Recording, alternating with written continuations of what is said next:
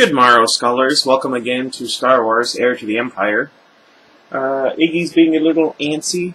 I don't know why I said it like that. And Artemis is here, sleeping on my bed, as he is wont to do. Anyway, we are in Chapter 18, page 205. And luckily I have a lot of stuff planned today, so this is a short chapter. I apologize. I also bought Plague Inc. Evolved, so let me know if you'd like to see that. And I think it's about time I went back to The Walking Dead. I don't know why I stressed the walking. Anyway, Christopher Walken. Anyway, the trilling code coming from somewhere far behind him startled Luke up out of his dreamless sleep. "Okay, R2, I'm awake," he said groggily. Sounds like me this morning. Reaching up to rub at his eyes. His knuckles bumped into the visor of his flight helmet, and the impact did a bit to dissipate the fog still swirling through his mind. He couldn't remember exactly the circumstances under which he'd gone into hibernation, but he had the distinct feeling that R2 had brought him out too soon. "Is anything wrong?" he asked, trying to track down exactly what it was the droid was supposed to be doing. The trilling changed to an anxious-sounding warble. Still fighting to get his eyes properly focused, Luke searched out the computer scope for the translation. To his mild surprise, it was dark, as were all the rest of his instruments, and then it came back to him. He was trapped in deep space, with all the X-Wing systems shut down except power for R2 and minimal life support for himself. There we go. Okay, I understand. And R2 was supposed to be winding a new subspace radio antenna. Twisting a slightly stiff neck, he turned halfway around to look back at the droid, wondering what the problem was. Great, now I have to do it. I don't know what it is. If I read somebody and they're described as doing something like that, or popping their back or their knuckles, I have to do it too. He felt his muscles twitch with surprise. There, bearing rapidly down on them, was another ship. Uh-oh. He spun back around, fully awake now, hands jabbing for the bank of power switches and slapping them all on. But it was so much useless reflex. Even with shortcuts, it would still take nearly 15 minutes to bring the X-Wing's engines from a cold start to any serious possibility of flight, let alone combat. If the intruder was unfriendly, using the emergency maneuvering jets, he got the X-Wing turning slowly around to face the approaching ship. The scopes and sensors were starting to come back online again, confirming what his eyes had already told him. His visitor was a mid-sized, slightly dilapidated-looking Corellian bulk freighter, not the sort of ships the Imperials used, and there were certainly no Imperial markings on its hull. But under the circumstances, it was just as unlikely that it was an innocent freighter handler either. A pirate, perhaps? Luke reached out with the Force, trying to get a sense of the crew. R2 warbled, and Luke glanced down at the computer scope. "Yes, I noticed that too," Luke told him, "but a normal bulk freighter might be able to pull that kind of deceleration if it was empty. Why don't you do a quick analysis of the sensor readings, see if you can spot any weapon emplacements?" The droid beeped in acknowledgement, and Luke gave the other instruments a quick scan. The primary laser cannon capacitors were at half charge now, with the main sublight drive out about halfway through its pre-flight sequence. And the flashing radio signal indicated that he was being hailed. Bracing himself, Luke flipped on the receiver. "Need assistance?" a cool female voice said, repeating unidentified starfighter. "This is the freighter Wildcard. Do you need assistance?"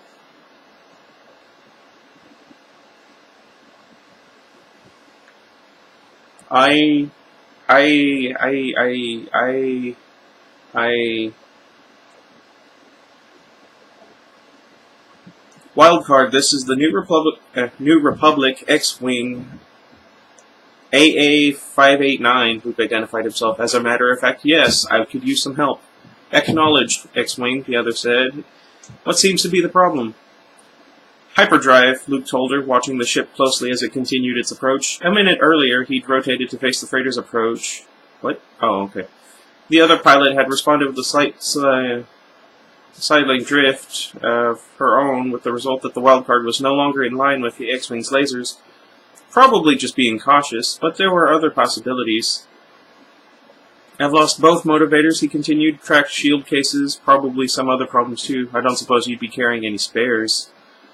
Not for a ship that size. There was a short pause. I'm instructed to tell you that if you care to come aboard, we can offer you passage to our destination system. Luke reached out with the Force, trying to measure the sense behind the words. But if there was a deceit here, he couldn't detect it. Wink, wink. Let's see. And even if there was, he had precious little choice. Sounds good, he said. Any chance you could take my ship too? I doubt you could afford our shipping rates, the other told him dryly. I'll check with the captain, but don't get your hopes up. We have to take it in tow anyway. Our holds are pretty full at the moment. Luke felt his lip twitch. A fully loaded bulk freighter couldn't possibly have managed to the deceleration profile R2 had noted earlier. Either they were lying about that, or else the normal-looking drive system had undergone a complete and massive upgrading, which made the wildcard either a smuggler, a pirate, or a disguised warship, and the New Republic had no disguised warships. The other pilot was talking again. If you hold your present position, X-Wing will move up close enough to throw a force cylinder out to you, hee hee hee. She said, unless he'd rather suit up and spacewalk across. The cylinder sounds fastest, Luke said, deciding to try a light verbal probe. I don't suppose either of us has any reason to hang around this place. How did you happen to wind up out here anyway? We can handle a limited amount of baggage, the other went on, ignoring the question. I imagine you'll want to bring your astromech droid along too. So much for the light verbal probe. Yes, I will, he told her. All right then, stand by. Incidentally, the captain says the transport fee will be 5,000. Understood, Luke said, unstrapping his restraints, opening the side pouches. He pulled out his gloves and helmet seal and folded them into his flight suit's chest pockets where he'd have access to, or quick access to them. A four-cylinder was relatively foolproof, but accidents could always happen. Besides which, if the Wildcard's crew was hoping to pick themselves up a free X-Wing, shutting the cylinder down halfway through the operation would be the simplest and least messy way to dispose of him. The crew. Luke paused, straining his senses toward the ship moving steadily toward him. There was something wrong there, something he could feel but not quite track down. R2 warbled anxiously. No, she didn't answer the question, Luke agreed, but I can't think of any legitimate reason for them to be out this far, can you? The droid gave a soft electronic moan. Agreed, Luke nodded, but refusing the offer doesn't buy us anything at all. We'll just have to stay alert. Reaching into the other side pouch, he pulled out his blaster, checked its power level, and slid it into the holster pocket built into his flight suit.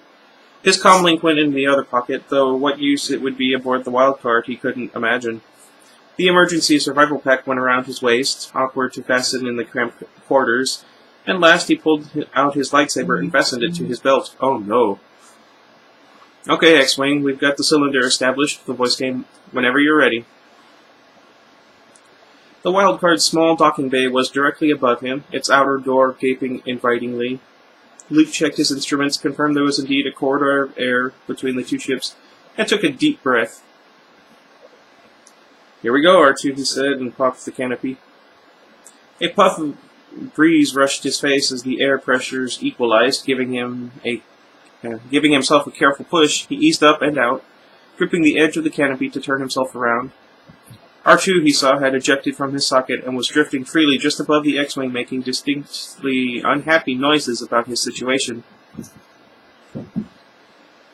I've got you, R2, Luke soothed, reaching out with the force to pull the droid toward him. Getting his bearings one last time, he bent his knees and pushed off. He reached the airlock at the back of the bay a half-second ahead of R2, grabbed hold of the straps fastened to the walls, and brought both of them to a smooth halt. Someone was obviously watching. They were still moving when the outer locked door slid shut. Gravity came back, slowly enough for him to adjust his stance to it, and a moment later the inner door slid open. There we go. There was a young man waiting for them, wearing a casual coverall of an unfamiliar cut. Welcome aboard the Wildcard, he said, nodding gravely. If you'll follow me, the captain would like to see you.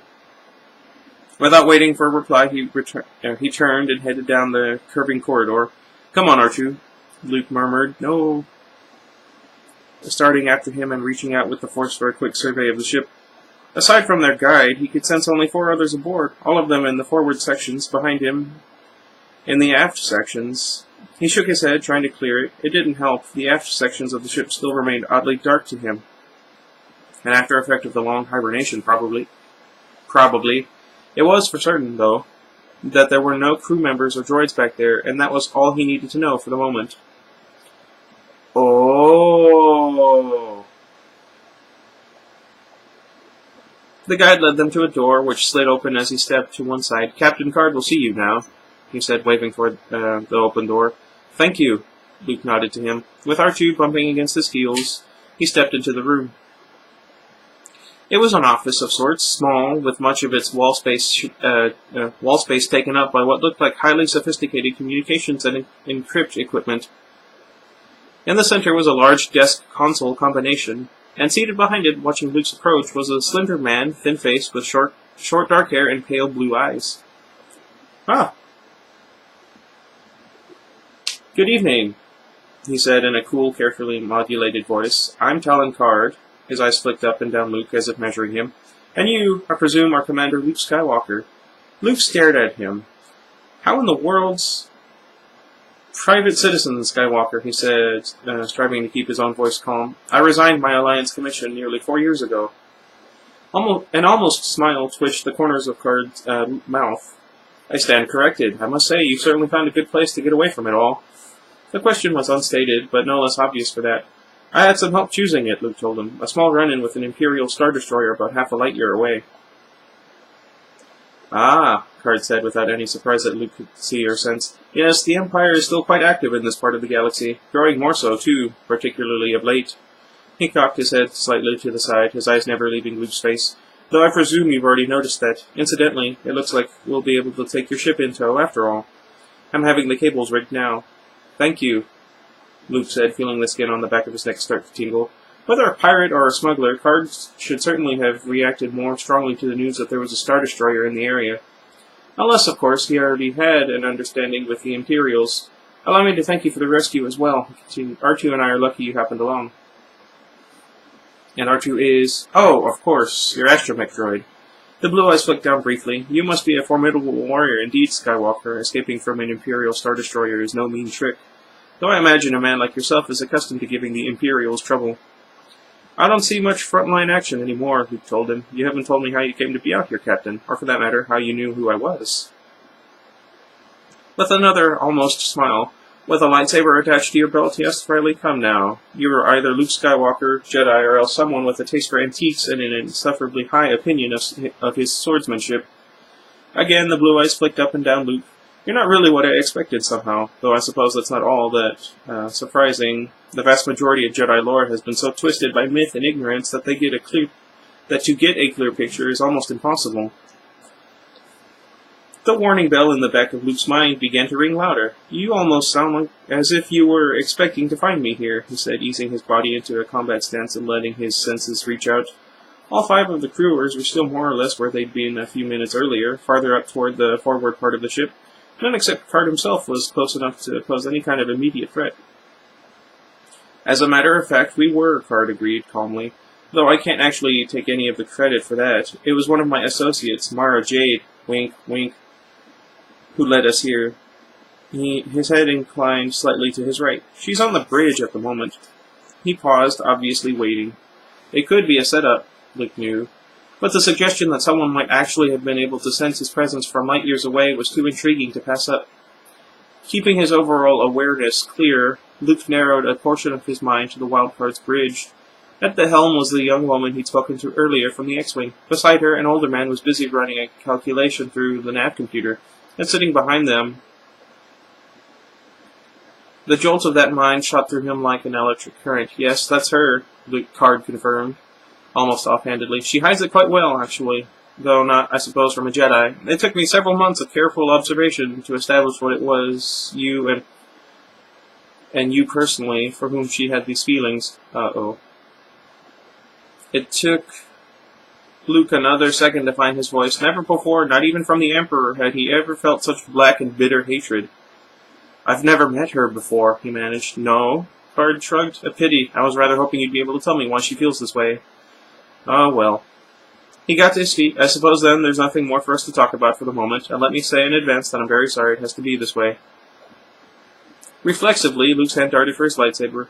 He'd barely begun the movement when the shock of a stun weapon coursed through him from behind. There were Jedi methods for fighting off unconsciousness, but they all took at least a split second of preparation. A split second that Luke did not have. Dimly, he felt himself falling, heard R2's frantic trilling in the distance, and wondered with his last conscious thought how in the world's card had done this to him. Darn it, Luke! Oh well. Well, I was hoping for a longer chapter, but like I said, I do have places to be and whatnot. So until next time, I guess, let me know. Well, hang on. Like I mentioned, I got Plague Inc. Evolved. I'm going to play that. It's time I get back to The Walking Dead and finish it so I can play Season 2. I still have about 2 hours of video of the last time Ryan and I played Dying Light. So I think once I'm finished editing those into episodes, we're going to start playing the following. Then you can watch me crash a dune buggy. Anyway, until next time, goodbye everybody.